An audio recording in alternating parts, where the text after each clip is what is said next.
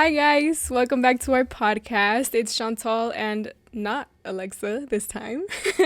This is Shawntae, one of my friends that I made here at NAU, because I can make friends. I heard you have. So Shawntae, do you want to introduce yourself? Hi guys, I'm Shantae. I'm at Chantal in our Latino studies class, and this is a little episode we're doing on what we've learned in this class.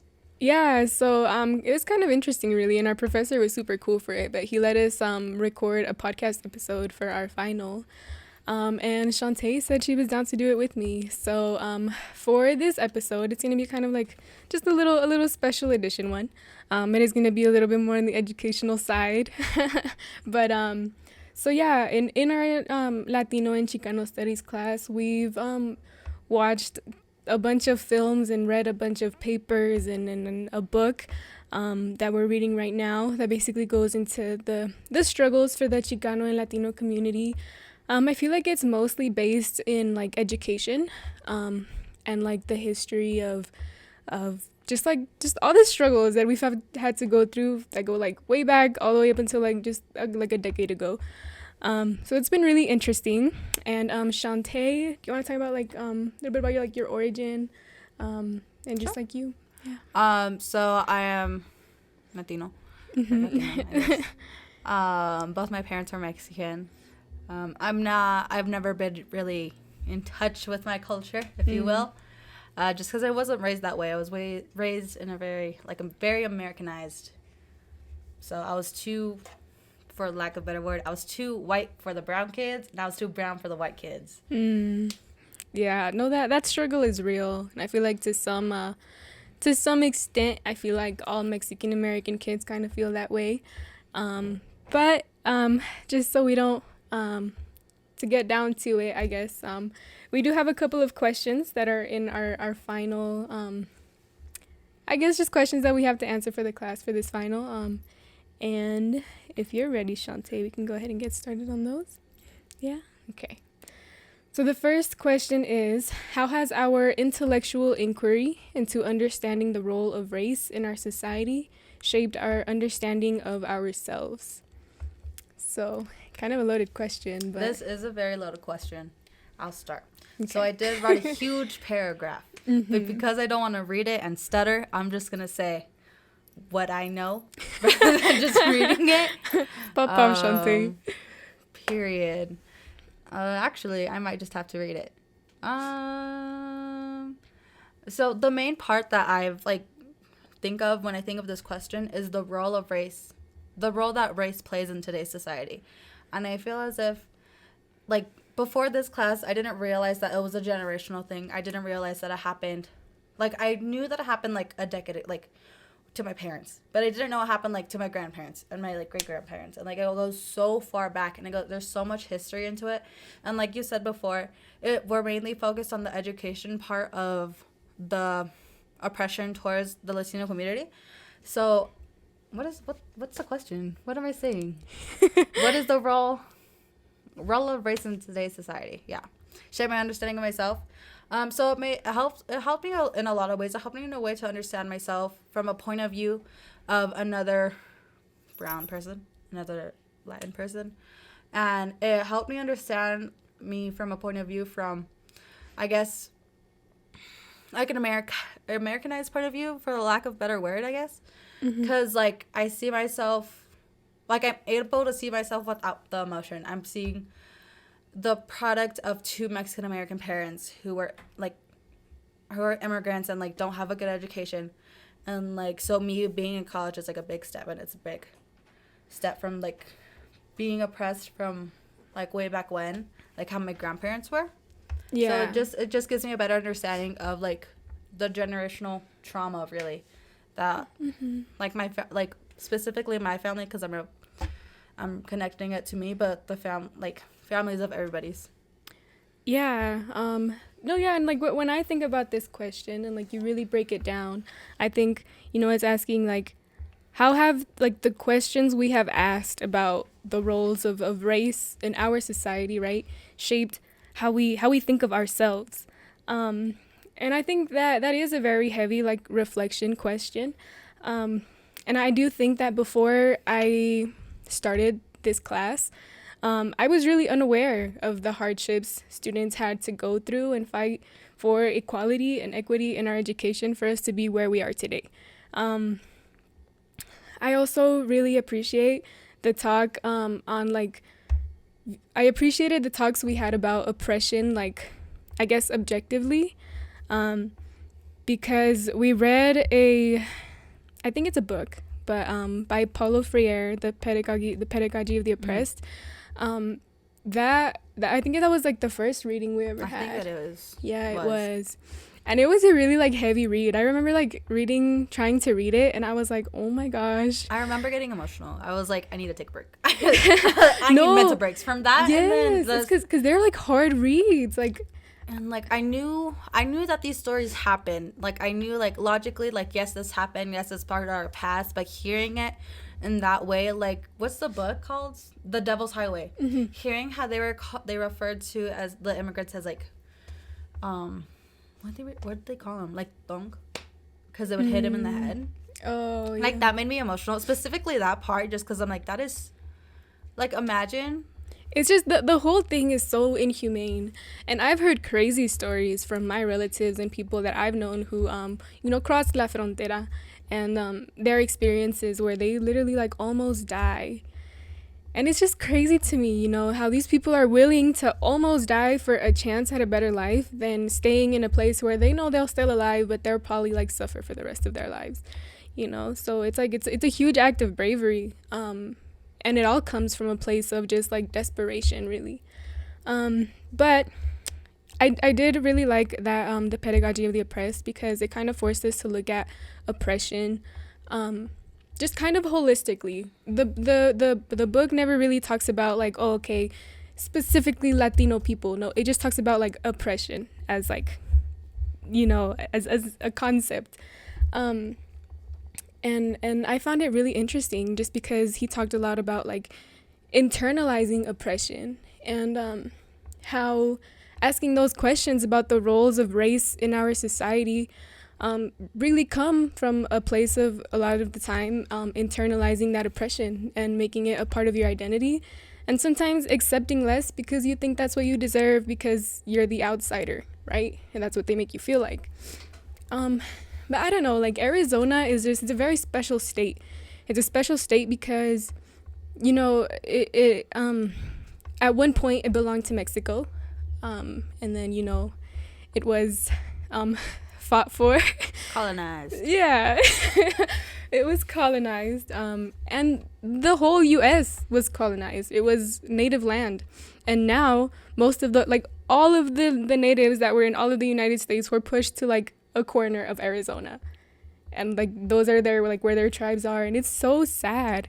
Like all of this land like doesn't belong to the people who, have it now. And it's just so wrong for them to make, people feel like, not just Latinos, but all people feel like they're outsiders, especially when the U.S. Prides itself in being a cultural melting pot. I know. I just want to mention that, like, I don't know how to explain it, but, like, it drives me crazy how, like, natives, like, they're natives. They're from here. This was their land. This was their home. And, like, it was colonized and it was taken away from them. And, like you said, now they're in a corner. And, like, we're supposed to be the melting pot of culture. But yet we're so racist. Like, we don't actually accept culture. We just take what we want. Or not we. They just take what they want, and they don't want to learn the background or the history of the culture. They just want like the pretty things from it, rather than like take it as a whole. Yeah, and I mean, I think all of that really it is shown in like the classroom, because I think inherently, I think maybe people don't try to do it intentionally. And to some extent, I feel like we are even at fault because, we take it, right? And we think it's true. Yeah. Like I remember one of the films we watched was Stand and Deliver. And it was basically, it was about a group of kids in a high school who were fighting for, They're fighting No, for, they were because the they took ones. the AP test. Yeah. Their teacher inspired them to take the AP test, and because they're all brown and came from like a low-funded school, I'm pretty sure, the higher ups, whoever grades the test, I forgot what their name was, but like they're saying, no, there's no way you guys are like capable of Yeah. scoring this high. Yeah, so like it comes to show, right? Like when people second guess you like that because you're brown or because you come from like low income, because you come from these places, like it does hurt, and it does things to your self-esteem. And I remember even people who were a part of that low income community, I remember it was like the principal and the other like staff who were having a meeting and talking about like, oh, their AP scores, and this teacher who like believed in them and said, you know what, like I'm willing to volunteer my work to make sure that they get good grades on the APs this year. And even like the other faculty who were, some of them were also people like brown people, and other ones who just like lived in that low income community, they themselves like thought about those kids and said, you know what, like they're just not capable. And when they fail, like they're not the type of kids to bounce back. Yeah. I think there was another part I wanted to point out about that movie. I totally forgot what it was. I think it was just the effort that the one teacher took to put in all those kids. And because he was like, he didn't say in this way, but basically what he did do was like explain to them that they were told that they were less than. They were told that they weren't capable of passing the exam or taking the exam, or they shouldn't even like study for it or take it, because like what are they gonna do with that? Because I remember one of the characters was in a gang. Another one was like, no, I don't want to study, I want to work for my uncle. Another one, her mother herself told her like, you're meant to be a wife, like you're meant to stay at home, you're meant to raise kids. And here he is, this one teacher telling him like, no, you can study, you can apply yourself, and you can like gain this higher education in order to get the life that you want. Yeah, and the main character herself encountered backlash because her parents were like really opposed to her getting a college education. Just because for a lot of Mexican parents, it's like there are a handful of Mexican parents that I have encountered and I have seen within my community who oppose college just because like they think it's pointless, like they come to this country to work gives you immediate results, and like getting a college education to them is just kind of like a waste of time, which again just goes to show like how uneducated the community can really be, and it is sad but it's eye-opening. I have so many experiences from like when I worked back in Phoenix. I held a couple of different jobs, and I worked primarily with this community, and I saw some things that I swore didn't exist this side of the border, but they do, because like there's just a huge population of Mexican immigrants who come here, and like it's our responsibility to understand them and help them. But yes, that movie really stood out to me, and I think it was just really, I guess, heartwarming, to see this professor who basically stood up to all this other faculty and said, you know what, like, you're not supposed to be thinking of these kids that way. These students are going to rise to the level of expectation, but all they need is the wanting to do it. Because he knew that, like, those kids themselves had low self-esteem. Those kids themselves had been told... They were conditioned, The students were conditioned to believe that we're less than. So in this case, that they're oppressed. They're told that they can only be mothers. They can only be housewives. They can only, like be in charge of someone else's business. Or, like, just be a gang member. And so it does show the, like, going back to the what is it called? Oh. You said it. I know what you're talking about. One of the first readings we did. Pedagogy of the Oppressed. Yes, that. I thought you meant the other movie. Okay, yeah. No. That. And, like, that, I feel like those two have, a specific connection because it does show the relationship between the oppressed and the oppressor. Right? Yeah. And at one point, the person who's being oppressed, it becomes like so engraved in them that they themselves become the oppressor. Like they themselves are like, I'm not worthy. Like I don't deserve a college education. In this case, like I don't deserve to take the AP test. Like I don't deserve to like be in that space. So this movie really showed that pattern of oppression, and it really just made it look really real. No, yeah, for sure. But I thought it was just really interesting how, you know, that professor pointed out that all a kid really needs is the desire, you know, the desire to want to do it. Las ganas. Yeah. I remember he said that so many times. Yeah, he's like, all we need is ganas, guys. But yeah, like, and even just talking from like a personal experience, you know, going to college is not the norm in my family, nor was it expected of me. You know, when growing up, like, my mom told me if I wanted to go to college, she was going to help me. There was no like definite, you know, you're for sure going to go to college or you have to go to college. For me, it was just kind of like something that I put upon myself because it was something that I always loved to learn. I always loved education. I knew like this is something that I was for sure going to want. But yeah, like most of the time it's for brown kids, people of color, it's not the norm and it's not expected of them. People don't expect them to go to college. But yeah, like that, all of that just really, it really does things to your self-esteem. Yeah, and speaking from personal experience, I, like, you said that, like, they're like, if you want to go to college, go. But, like, they're not going to push you. From my personal experience, since I was younger, my mother and my aunt specifically and everybody else in my family had put the idea in my head, like, I have to go. Like, I have to go because I have to be the one that shows my family that we are capable of doing this. Like, it doesn't matter that we're brown. It doesn't matter that we're from a different country. Like, that doesn't matter. But, like, if we want it, we should get it. And they're, like, the main reason why I got into college because, like, they're constant encouragement. And I think, I forgot who I had this conversation with. I think it was my aunt, but, like, being able to be the first one in my family, a family of brown kids, and, like, I have, like, little siblings and little cousins that I adore. I think of them as my own children. So being able to go to college and then, like, helping them through it because I experienced it. And, like, because I know what I'm doing because I went through it. That was something that I didn't know. That was something, like we talked about in one of the classes, like the generational traumas. This could be, like, generational healing because we are, like, now one of the first ones to go to college. We're showing our family and our young ones specifically what's capable of us and, like, what limitations that we have on us that aren't realistic that we can take off. Yeah, no, there's multiple, like, shades and colors and everything to everybody's story. But yeah, I mean, I think deep down, like, we're all trying to fight this battle. But okay, we're gonna move on to the next question. So, what insights have you taken from this class that you can use or apply in the real world? Okay. So, the thing that I've taken was the pattern in people's daily behavior, like the microaggressions and the macroaggressions. Like the small things that people do, whether it's intentional or not, or whether they are aware of it or not. Like,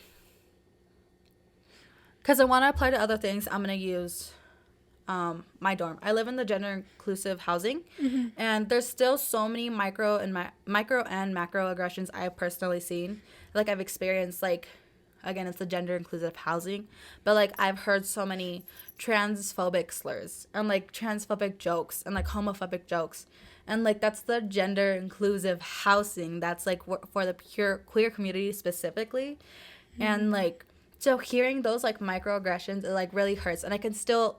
And because of this class, I'm open to them, and now in, like, the Latino community, I can hear them. I hear it from my mom when I call her. She makes comments like, "Well, like that's it." Like, you know, I don't know. I don't know how to explain it, but, like, I've heard it from her, and, like, I've heard it from other people. Just, like, daily things that I wouldn't be aware of if I didn't take this class. Yeah, no, I think this class definitely opened my eyes to a lot of things too. And if I would say, like, one of the insights that I have taken from this class, I remember on our first day of class, our professor made us, like, sit in a circle. He made us sit in a circle, and then he was like, "We're gonna give thanks today," you know. And then he, like, put it was like a rag on a. It wasn't a rag. It was like it was like an blanket. It was like, I don't know, it was like kind of a mural though. Like, it was more cool. I felt spiritual in the way that, like, everything felt spiritual. so important. Like, as he was laying it down, I don't know if this will make sense, but as he was laying it down, he laid it down with, like, so much purpose and intention that it made as if, like, those things, like, were spiritual or, like, magical or, like, powerful. And so, like, whenever he told us, like, okay, it's your time to talk, it's like, whoa. Because we're at this point, we're in a circle, and we have this, like, spiritual items in the middle of us, and we're all facing each other. And personally, I haven't experienced that in a class. Yeah, and no, me neither. It was so new. Yeah, it was so new. Seeing everyone's faces was crazy to me. And, like, having everybody introduce themselves and then say something that they're grateful for, that was really great. Like, that's an experience I'm very grateful for, because it was also very intimate.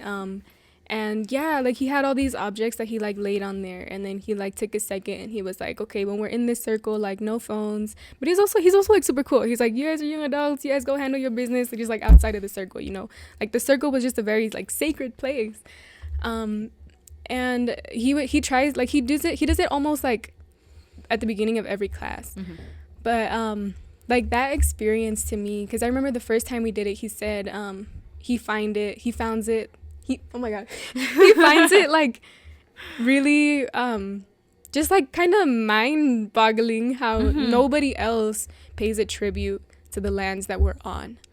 Yeah, I remember. And he was like, we live on native land, right? So he was like, these practices, he was like, they're, like, common among, like, indigenous communities, and it's important that, you know, education isn't just supposed to, like, shove information down your throat. His, like, the way he runs his class, and we learn the way he teaches, we, like, teach each other.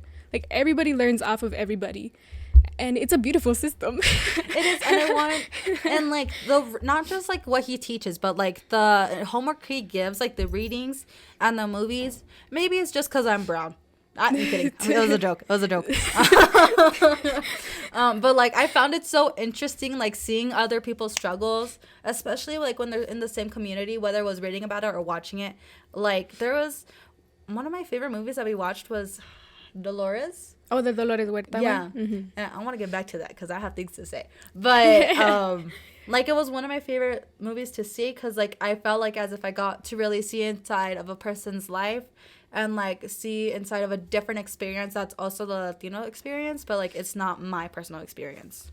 Yeah, no, and I think, I mean, the reason I took that class, if I'm being, like, fully transparent here, is because, you know, NAU is a predominantly white institution, and it classifies itself as a Hispanic serving institution, which, whether or not you think that's accurate, I'll leave that up to you. It's up to interpretation. But to me, it was just so hard, like, to find people who I felt like, you know what, like yeah, like, they see me as just, like, your average person, or you know, like, somebody I felt like I could approach with no, like, feeling like, oh, like, what if they're thinking this about me, or, you know, like, it was just very hard. And I took this class with the intention of meeting people who I could relate to. So going into this classroom and having this professor talk to us about, you know, paying tribute to these indigenous communities was kind of like a breath of fresh air. I was in shock, honestly. I was like, it was something that I really enjoyed, though, and I think it was a really great way to start out the class, you know, because everybody went around and, you know, you were thinking about the things that you were grateful for, and you were thinking about the things that these other people were grateful for, and you're like, you're so right. Like, if you were having a bad day that day, and you, like, all of a sudden I'm thinking about my niece now, and it's like, oh my gosh, it's a beautiful day. You know? But yes, just tying it to some of the things that we actually, like, analyzed in class. So again, the question was, what insights have you taken from this class that you can use and apply to the real world? One of the articles that we read by Joelle Spring was the Deculturalization and Struggle for Equality. It's a very famous paper. And it basically just talks about, like, deculturalization and how it manifests itself. But one of the quotes he said was, you know, that education can be used as a method for social control. You know, education is a very powerful tool. And that was something that I learned in this class. Like, the way that you educate has such an impact on your students, and the way that they learn and that they take in information, and the way that they apply it to their lives. The way that you, like, put it out there is super important. You know, there are educational methods that have been used to erase cultural identities, to foster segregation, and some that were used for the good, for example, for the evolution of the civil rights movement, you know. But, you know, education nowadays doesn't teach you to ask questions. It doesn't teach you to question the people that you're learning from. It doesn't teach you to question whether or not what you're learning is a good thing, or whether or not what you're learning is inherently, injected with like racial bias in any sort of way. And he really explains in depth how the American education system was really founded on principles of discrimination, So all of that kind of just like, even if we've gone a long way from then, like what we have now is just like a really watered down version of what it was at the beginning, which is still like a system that's founded on principles of deculturalization and discrimination. It was built in a way that kept the oppressed uneducated and controlled, just like we read about in Pedagogy of the Oppressed. And one of the examples of this were like all of the camps, that they had for like, there was the ones that they had for was it the Japanese? I think like the internment camps, right? And then they had them for the indigenous people. And they take away their culture, they take away who they are, and they make them become a person that they Americanize them. And it is a discrimination, and learning about discrimination in this way, like I knew from personal experience, I knew like what I experienced. I knew because I was brown, like I wouldn't be treated as good as a white kid in school, because we're like, again, this is focused on education, so I'll focus on education. Like the white kids were treated nice, and I was more tolerated. So discrimination, yes, you said it's watered down, but it's still not where it's supposed to be. I feel as if we should go as like a society, as a world, we should get to the point where we all have a like better understanding of discrimination and where it was funded and like how it was created, and like take a moment to be like, that's where it was, and then leave it. Like there's no point for discrimination, because it's just a pattern of oppression towards a certain group. And as time goes on, but right now the Latino group, like now we're in college, now we're doing great things, but like, why does it have to be such a struggle? Why do the colonizers get it so easy? No, yeah, it's hard out here, guys. It's hard out here. It makes you emotional. I could argue. But we are gonna move on to the next question. Just because we're at like half an hour already. Time flies by, dude. It's crazy. Okay. How are you going to apply this knowledge with people from other race/ethnic groups? Okay, so I'm gonna apply this to, again, one of the main things I've taken from this is the microaggressions and macroaggressions and like the discrimination. And because I'm also part of the queer community, like I'll take that to like my queer friends.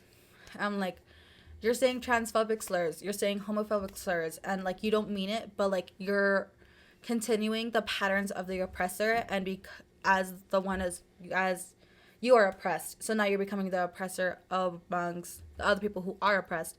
So it's just a never-ending battle, and just shedding light on it and just showing them like, hey, this is what you're doing, whether it's intentional or not. And I feel like it's really eye-opening. Like every time I got home from this class, I'll talk to my girlfriend about it. You're like, babe, like yada yada yada yada, and she's like, I never realized that, and just things along those lines. No, yeah, and I mean I can agree with that. I've had a lot of really good conversations with my roommate, Alexa, about the things I've been learning. And, we can agree that it's good to look at, what's wrong with the world, because it means that there are a lot of things that we still need to change. All around the world, the people are facing hardship. And, this class was very focused on Latino and Chicano communities, but these communities, just like us, some who are in even worse situations right now, that are facing hardship all over the place. And that's when that cultural sensitivity really comes into play, and I think a lot of the time when we're like studying in classes like this, it's very easy to be like, oh, but this is wrong with me, like me, but if we want other people to be educated about what's wrong with our community, it's also our responsibility to get educated about what's wrong in other communities. I think right now the world is full of chaos, and I think above all should be compassion for those people and doing what we can to stand up for them in our communities. We're all fighting similar battles, but if we take a look at like what's going on in like Israel and Gaza right now, like it's like there's chaos going on in the world right chaos. now, and it's so sad. It's disheartening. Depressing. It really is. But you know, it's important for us to get educated on what's going on, so we know, like, in order to fix it, in order to better the environment, whatever way we can, whether it's just sharing our knowledge or like taking a real stand. But at this point, all I can think of is just sharing what I know and sharing it, because knowledge is power. And I feel like, as we mentioned earlier, like, knowledge is power, but it also can be weaponized. That's how you keep like people of color specifically oppressed, by not sharing that knowledge with them. Yeah, no, that's very true. Knowledge can definitely be used as a weapon. And yeah, I think like I said, it's just really like our responsibility to not only educate others, but keep an open mind and be educated towards other communities, learn about what's going on all around the world, you know, and do what we can from our places. But okay, next question. How would you help someone not in our class to understand what we learned in our class over the semester? So I'm going to mention in my writing, because I looked at the questions before I mentioned my roommate. But right now I'm going to talk about my mom. Like, she did not get a college education. So, like, when I call her, I'll trick her. I'll tell her the things I learned. I'll tell her, like, specifically from this class, because we are Latino. And, like, I just love sharing the information that I've learned with her, because I knew she didn't get to learn it. And I know maybe in a conversation, like, she'll mention it to my siblings, or she'll mention it to her sister. And, like, just with that, like, knowing that, like, that information is spreading, whether it's just within my family, it's very comforting. And I feel as if everyone should know this information, even if they're not taking this class. I feel as if one day, I hope and I pray that this becomes common knowledge, so, like, us as a world can be better. Yeah, I think I really like the way that this class was taught. I really like how there was a mix of, it was reading, but there was also a lot of movies that we got to watch. And I don't know about you, but obviously I enjoyed the movies a lot better.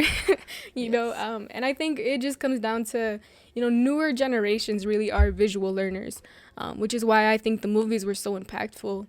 Overall, I think the underlying message is that, you know, racism still exists within our society.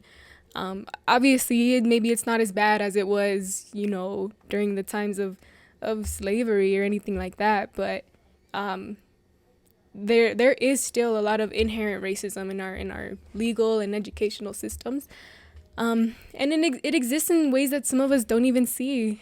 Like, I remember, like, watching a lot of these movies and thinking, be like, that's so true. Like, I've been told things like that all the time, and I never really thought about where that was coming from. There's one movie that I want to reference. Ugh. It has the guy in Ant-Man. What is it called? It's a newer movie. Oh, I don't know. He's an astronaut. Takes him years. It's not the one we watched in class, was it? No. No? A Million Miles Away? Yeah, it was. We didn't watch it in class. Yeah, we did. That guy wasn't an Ant-Man. Yes, he was. No, he wasn't. Yes, he was. Was he? He was the comedic relief. Oh wait, Man. I think he was. No, yeah. I know he was. Yeah, no, yeah, but it was A Million Miles Away. But yeah, that movie was great. From all the movies we watched, that one was like the newest one. But yeah. It definitely. What were we talking about? Oh, teaching others.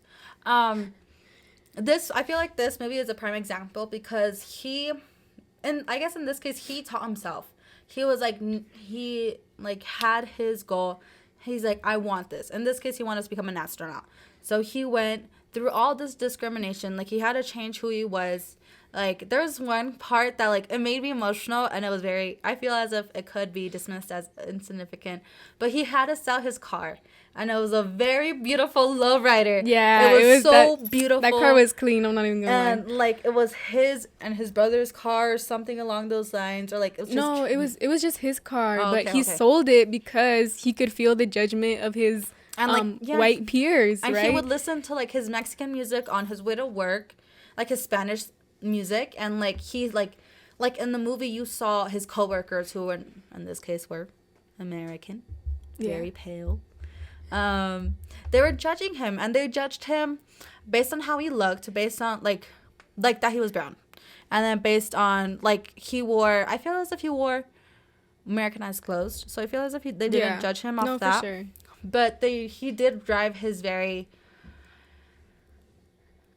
what's the word? Very noticeable car. It is a beautiful car.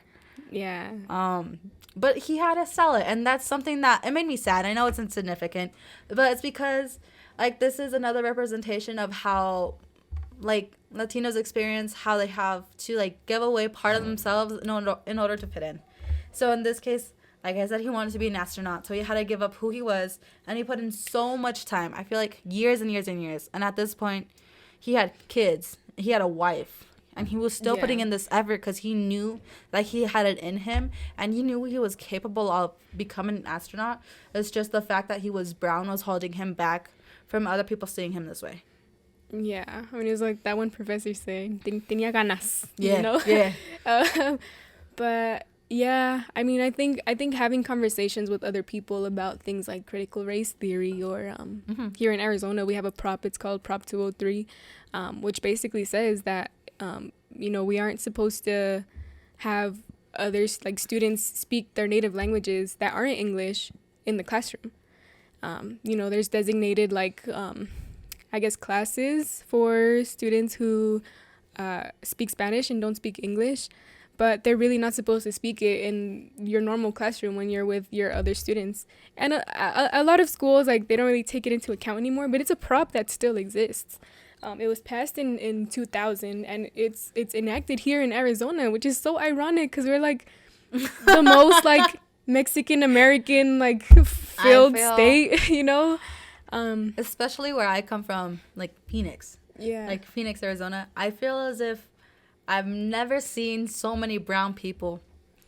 Dude, and then I came up here in Flagstaff, and it's very Americanized. I'm not saying it's a bad thing. I'm not saying it's a bad thing. I'm just saying it's a difference. And they still have that rule. What is it called? Whatever she was talking about.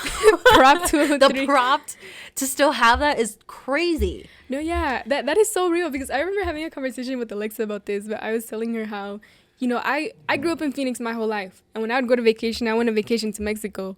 So the first time I went to like a community that was like majority like white people, I was like, oh my gosh, like this is the United States. Like the place I lived in is such a small part of it. Mm-hmm. And like everybody who looks like me, you know, like they're all over there, but the rest of the United States is this. Yeah. So like to me, it was just so crazy to realize that my community wasn't what all of the US was. You know, like my community was just like a special little place.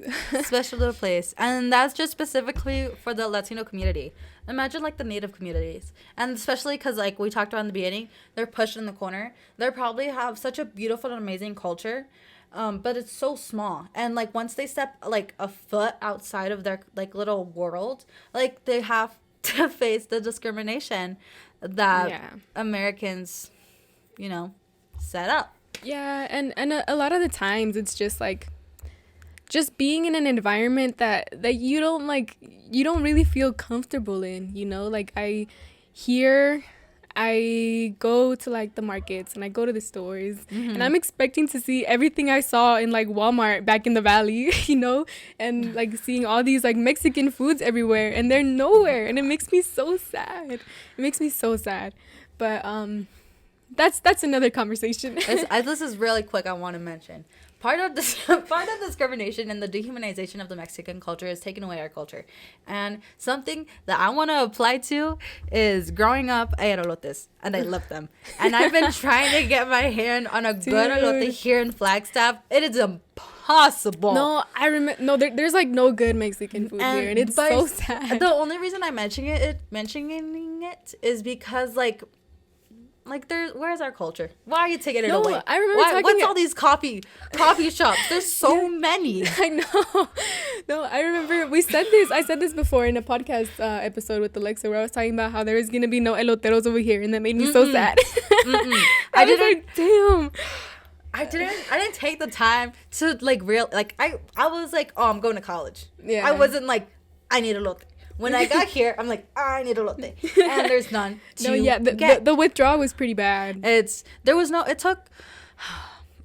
getting sidetracked, but Like tajin, I went to Target like 5 times to get tajin. There wasn't it. There wasn't there. Oh my And then God. I went to Give me. Sorry, if you're watching us on YouTube, you'll see we had to go on a scavenger hunt for tajin and tapatio because let me tell you, no. my tajin bottle is the tiny one. My girlfriend bought us this from Phoenix. So. yeah.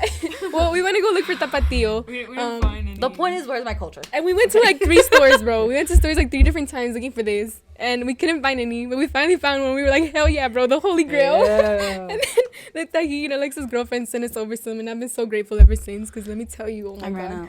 All the food here, like, to me, it just all tastes the same. It tastes very. Where is the flavor? Where is the fun? Where's the fun? It's just, it's not been good. But, back to the question. It's a personal experience. How would we help other people? I think it's all just a thing of like reclaiming your history. I remember in the movie Walkout, 2 of the quotes that really stood out to me were where you're learning your history from people who don't know your history, which that one was powerful. And the other one was, until we get educated, someone else will be writing our history. You know, and that really comes to show how like there are so many books and movies that are banned. So many things, topics and textbooks that we can't talk about. Topics and textbooks that were written by white people, and we don't know if they're 100% accurate because they weren't written by the people who experienced it, who lived it, who were there. I remember one specific scene, I'm pretty sure it was Walkout, where the teacher was like, okay, look in your textbook. Where is the Mexicans in this situation? Where are the Latinos in this situation? Like, where are the people of color in this situation? And, like, they're reading and, like, sir, like, it's not here. Like, it's just talking about the American people and what they've suffered. Sorry.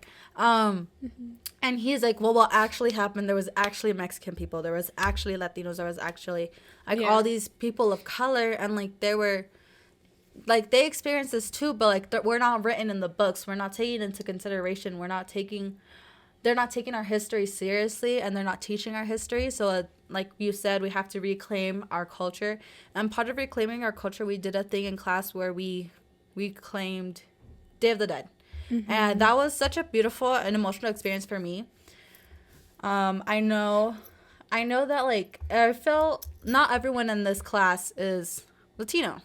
So, like, seeing other people, whether they're people of color, like American, like, seeing them take part of my culture, it felt, and it was the first time I was celebrating Day of the Dead. Like, I've never actually celebrated it. It's like a myth. It's a myth to me. Yeah. I've only heard of it. But, like, seeing it was so beautiful because not only I was connecting with my culture, but I was sharing it with other people. And it wasn't in a way that they're appropriating it, but they're appreciating it. Yeah. No, yeah, that was it was a very, like, oddly, like, sentimental. Yeah. I think especially because, like, For tears watching Coco. I know, everything, because, like, everything we do here is so, how you say, like, it's very, like, I don't know, like, you go to class, you hear from a professor, you do your work, right? But this, like, that moment with, like, our whole class to just, like, take a moment to do this tradition and, you know, talk about things that are important in our culture and make crafts together and see them all come together under candlelight while we watch Coco. Like, it was a very, like, okay, slow down, like, take it in, you know. I feel like that was something to experience. That was something to be there for. That's not something you read off a textbook. That's not something a professor, like you said, like, most of my classes personally, they're like, I go to class, I sit down, and they teach. They just read, basically, the books, and they tell me their personal spin on it. But, like, in this class, we're able to, like, experience what it was to reclaim our culture and experience what it was from watching movies and doing these readings to experience other people's point of views within the Latino community and what they've experienced. And just, like, all of these amazing things. Yeah. But yeah, I think we're going to move on to the next question now. We're at, like, 45 minutes now. But, okay. How can you integrate insights from our class in a dynamic way in the world you live in? Okay. So I will continue to remind myself of the roles of oppressed and the roles of oppressor, and oppressed that have been set in today's society. And like, it's just, like, if I sit down and I think about it, it baffles me. Like, it's been set for so long, and it's been engraved in us so hard that the people who are oppressed, they become the oppressor themselves. And just learning that and now knowing that, it just makes me more self-aware, and it makes me more, like, aware of my surroundings and aware of the community I live in and aware of the society I live in. Yeah. No, yeah. And I think, well, for me and Alexa, when we started this podcast, it was because we wanted to do it in connection with a club that we started with the guidance of our Spanish teacher in high school. We started the Hispanic Honor Society.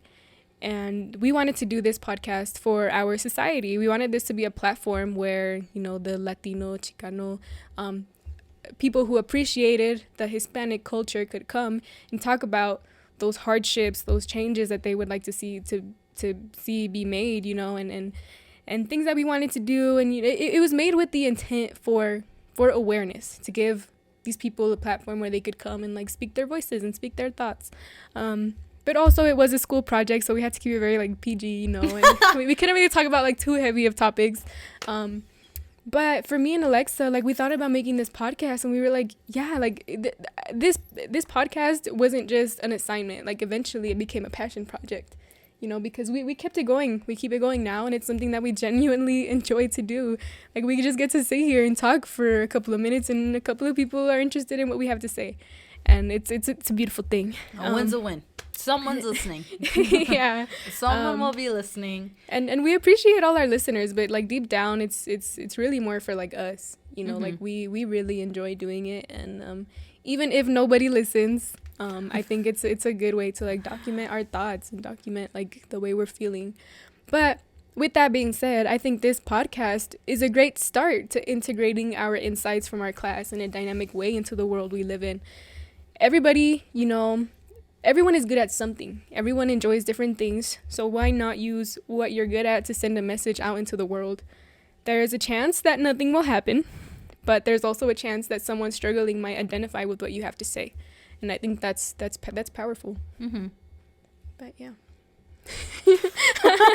Listening. No, yeah, I think that's how I personally have found that I integrate not only what I've learned in this class, but, like, my personal experiences and my thoughts out into the world, and like I said, like, there's a very big possibility that nothing's gonna come from it, but there's also a possibility that somebody's gonna be listening and they'll be like, hey, that's exactly how I feel. I'm glad I'm not the only one.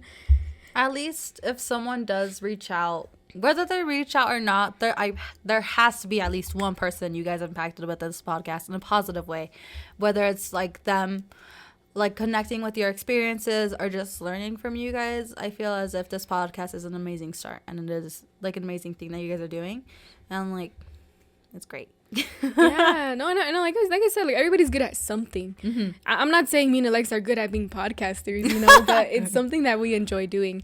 And like, for you, Shawntae, like, you're an artist, and everybody has their own creative outlets, and if you can use that to send a message, why not? But okay, so the last part of this I guess assignment was just what questions still remain for you. I have, I think, 4 questions. 2 of them would basically be for, like, my class, like, questions that I would have for my class, and then 2 of them are questions I have for Shawntae.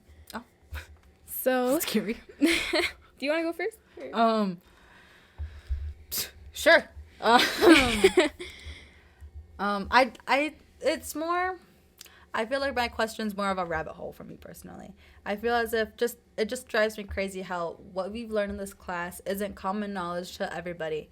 And it's like, because I was taught, like, the roles of oppressor and oppression, whatever. Like, I'm able to see it, but, like, it was there before I knew the name. Like, and it'll be there after. Like, I'll be there for my siblings. Like, no, they don't understand what they're going through. No, they don't understand, like, why. But, like, now I do. And now I get to share that. So, I guess, like, my question's more of, like, how can I help other people understand this? How can I help, like, specifically, I'm selfish. I want to help my loved ones. I want to teach them that they're not less than because they're brown. Like, I want to teach them that, like, they can do whatever they want. Like, it doesn't matter the skin color. It doesn't matter anything. And so, like, selfishly, that's what I want to know. Like, how can I do that? Yeah. And then, like, I want to teach, like, other people from my community and other people from my, like just my community. And I just want to give back in the way of, like, teaching them what I now know. Yeah, and I think that's where it really starts. Like, I think it's hard to send a message to the entire world, but, you know, you can focus on sending a message to your world. You know, and your world is made up of the people that are in your family and the people that you love. I've had many conversations with my brothers, my younger brothers, and I plan to have them, like, with my niece and maybe, like, my future kids. I want to make sure that, you know, like you said, like, I don't want them to be walking in a world where they think of themselves as less than, but I also want them to be, like, aware human beings, and I want them to be sensitive human beings, because I've had many conversations with my little brothers about, like, just being good people, you know, like, they're young, they're like, they're 10 and 11 right now, so they're, like, coming up on kind of, like, those teenage years. And I've heard them say things that I disagree with. I've heard them have conversations with their, like, younger friends, and I hear their younger friends say things that I disagree with, and I have conversations with them about that, because, like, you need to know that that's not okay. And also, like, sometimes I'll just be watching a video of something, and I'll be like, oh my gosh, like, this is what my little brothers have to deal with in their classrooms. And I'm like, I have conversations with them, like, okay, if you see this one day, like, this is how you need to react to that. Yeah. You know? And, you know, I think that's really where it starts. That's really where you can make the most impactful change, because these are people that love you too, you know? So whatever opinion you have, it's going to affect them. You know, they're going to take that in. Because especially because you're the older sibling. Yeah.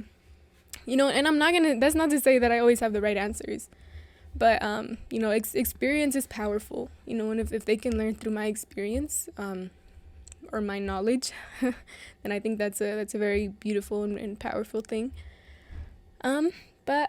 Yeah, so for my questions, I guess just for my class, I would ask them, like, do you think the world is still progressing when it comes to deculturalization and oppression? Or do you think we've started to move backwards a little bit? I feel as if there's certain laws that I've heard have been passed, and no, I do not keep up with the political world in any way, shape, or form, but not having the right to have an abortion as a person with a uterus, I feel as if, because that specific experience, or that what I know about that, I do feel as if we're going backwards. I feel as if taking, whether it's from people with uteruses or people of color or queer people, if you're taking away something, that's the start. Like, then you can, again, like, dehumanize them, and you can just, like, dehumanize them in a way that, like, why should they have, people with uteruses, why should they have the reason to kill a life? That's not what I agree with. And just because of, like, those specific reasons, I feel as if we're going back. Yeah. No, yeah, I think there's many different ways and angles to look at this, but I think as a whole, like, we have also moved backwards in a lot of ways. And I also am not very involved with politics, just for reasons of, like, my personal upbringing. I was raised in, like, a religious household. So just some of my beliefs, I just really don't keep up with politics, because for me, like, it's just... I don't know. I don't want to speak bad on it, because I don't think bad of it, but for me, like, it's just, like, reaching absolute world peace is something that I think we're very, very, very far away from. And, you know, just thinking about everything that's going on right now in the world, like, it makes me sad, you know.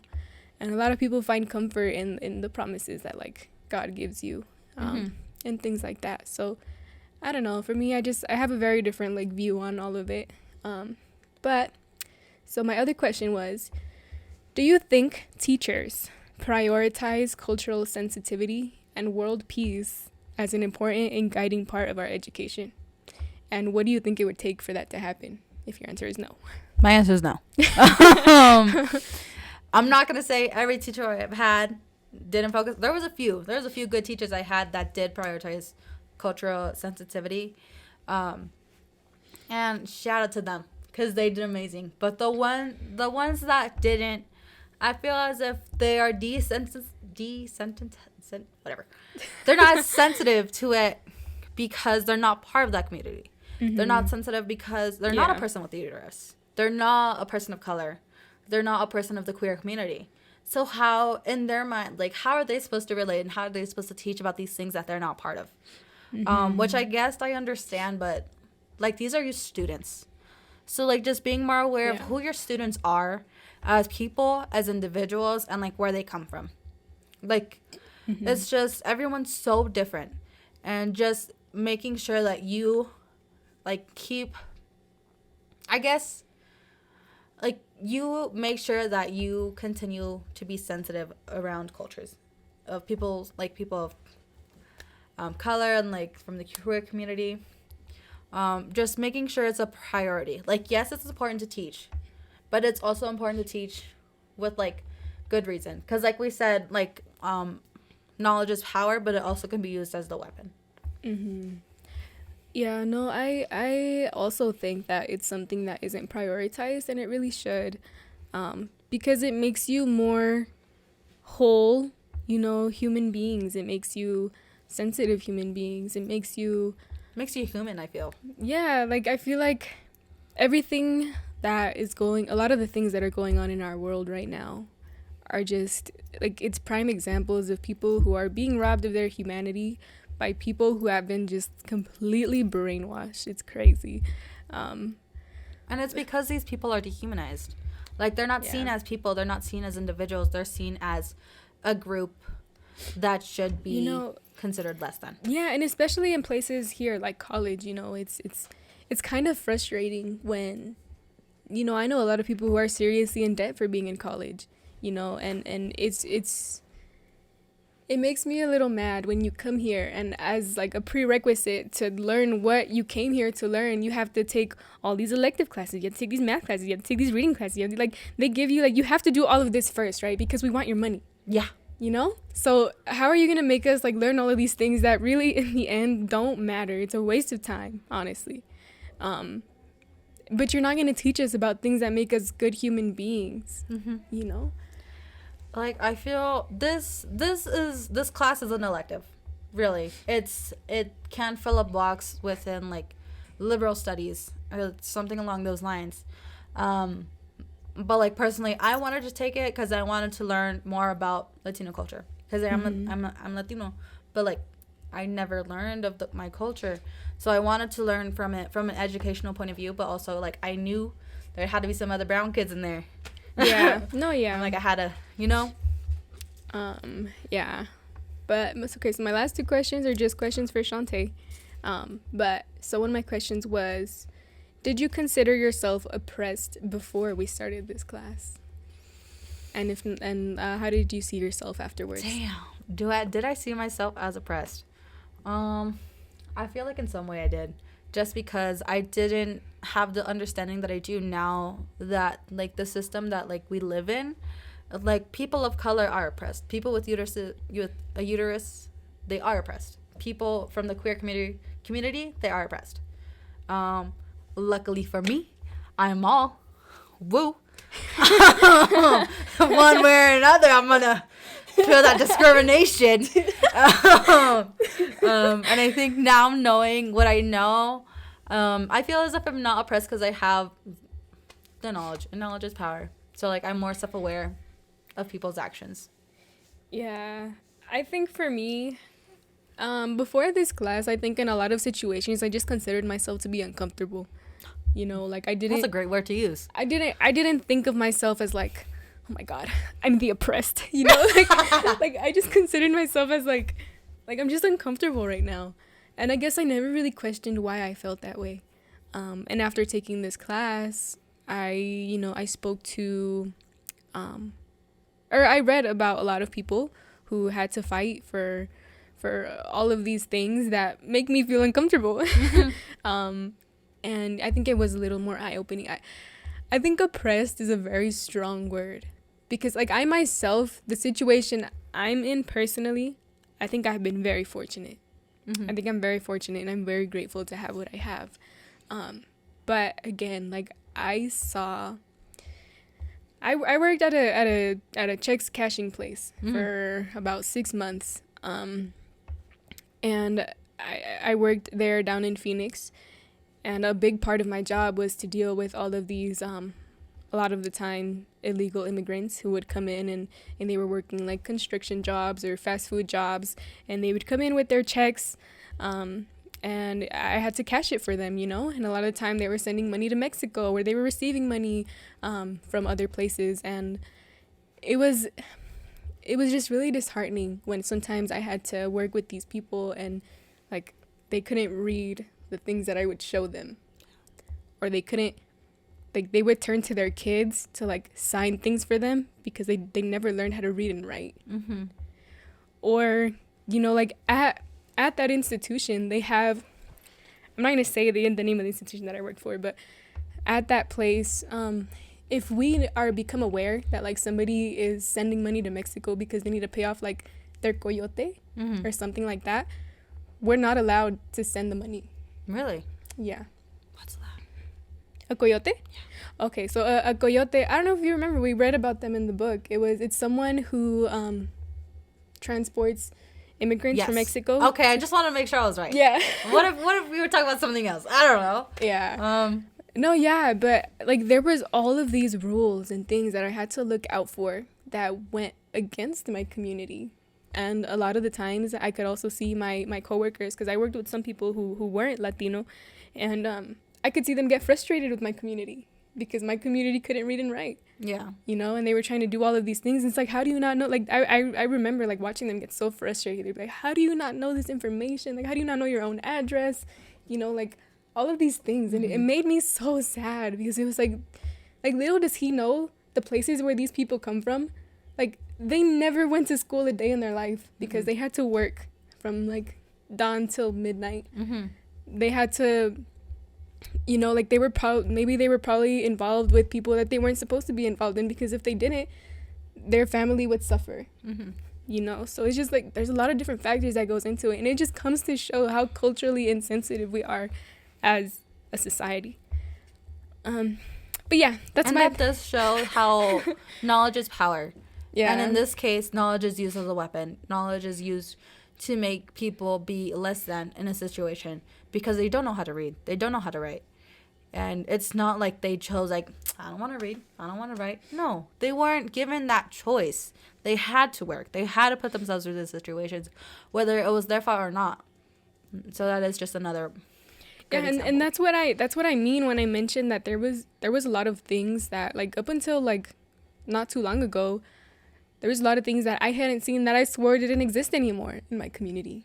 But then I had this job and I was like, no, people who don't know how to read and write, people who, you know, don't, like, they just don't know how to function in this, like, society. Like, they still exist and they don't get help for it. Which is just, it's crazy. But my last question is, do you think there has been a time when you were the oppressor? Yes. I say yes with such confidence because it was, like, I'm 18. Like, it was so engraved in me. Like, there's no way, like, I didn't make a transphobic joke, a homophobic joke, a racist joke, or a sexist joke.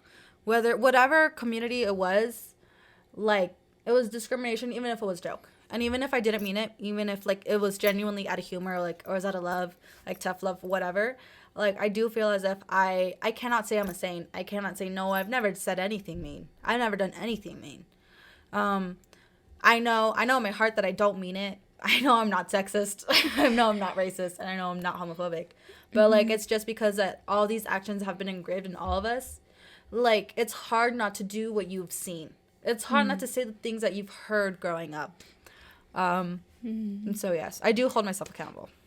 No, yeah, I think to some extent we all do, you know, and I remember I was having a conversation with one of my uncles once, and it was when I was like really young, But it's just one of those things that like you hear when you're young that just really stays with you.